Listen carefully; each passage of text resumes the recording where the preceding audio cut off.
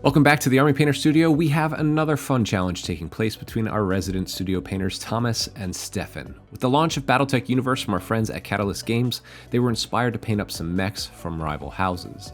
Seeing as Steffen is the aspiring young gun in our ranks, he's going to paint his the old-fashioned way with acrylic paints. And I have a sneaky suspicion our old vet Thomas has a few tricks up his sleeve, so let's get stuck in. Steffen began by priming his mech in Color Primer Matte Black, then used a dome-shaped Masterclass dry brush. He will apply an overbrush of Warpaints Fanatic gunmetal all over the miniature. This is a super effective way to quickly paint in all of the joints and intermetallic areas with minimal effort. Steffen is painting his in the fashion of the Royal Brigade House Davion family, so he'll apply a base coat of Warpaints Fanatic Imperial Navy to all of the armor plates he wants to be in blue. The coverage of these Fanatic paints is stunning, which will help to make this traditional paint job happen in even fewer brush strokes. The cool thing with the new Fanatic range is that you can paint your BattleTech mechs however you want. Following this guide, simply replicate with the colors of your choice using the flexible color triad selections from another triad, and use this one as the reference point. For example, Steffen is applying his first highlight with a coat of royal blue from the Vivid Blues triad. If you wanted to paint a green mech, you could look at the deep green triad and apply a base coat of angel green followed by a highlight of green skin, for example. When in doubt, we do have a handy chart available on our website that we'll leave in the description of this video. Moving on, Steffen is just applying his highlight of royal blue to the uppermost sections of the armor, leaving some of the Imperial Navy in the recesses for a simple natural shadow. He'll refine those highlights with a bit more detailed application of our crystal blue.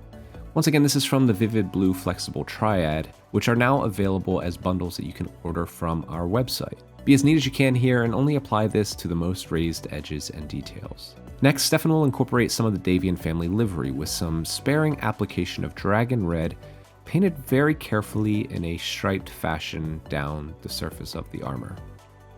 We'll follow that up with an opposing stripe of matte white, carefully applied alongside it.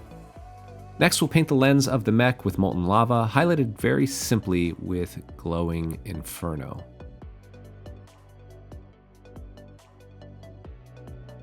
Completely optional, but Steffen is showing off a little bit here with some free hands to signify his mech's unit number. He'll apply a heavy base coat of Tundra Top to the base.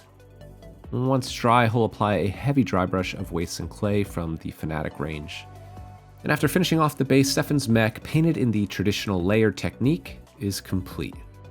Now on to Thomas's take on his House Kurita, the first Sword of Light regimental mechs.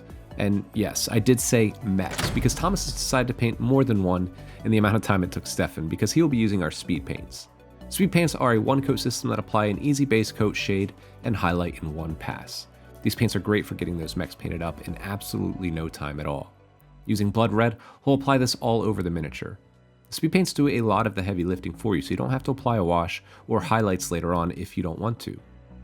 Next, Thomas will be using Ruddy Fur, also from the Speedpaint range. He's going to use this as the base color on the base. The heavy textured base really helps to showcase how the Speedpaints are designed to work, with the darker pigments in the recesses, lighter on top. For all of the metal details, Thomas will pick out spots of interest using Warpaints Fanatic Plate Mail Metal. Be as neat as you can here and try not to paint over any of the areas you previously painted in blood red. You can add some depth to those metallic areas with Fanatic Strong Tone Wash, a nice deep brownish wash that will help to add a grimy, oily shaded effect to the underlying metallics.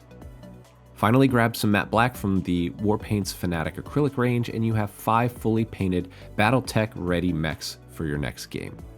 To finish off your minis, we advise giving it a seal of matte or satin varnish, gloss if you like your model shiny, all of which can be found in our spray, air, and paint ranges. Add some of our Battlefield's Tufts, and your mechs are ready to wage war into and across the BattleTech universe. To learn more about the products used in today's tutorial and our full range of high-quality paints and accessories designed to make miniature painting simple, fast, and fun, learn more at your friendly local game store, preferred online retailer, or at www.thearmypainter.com.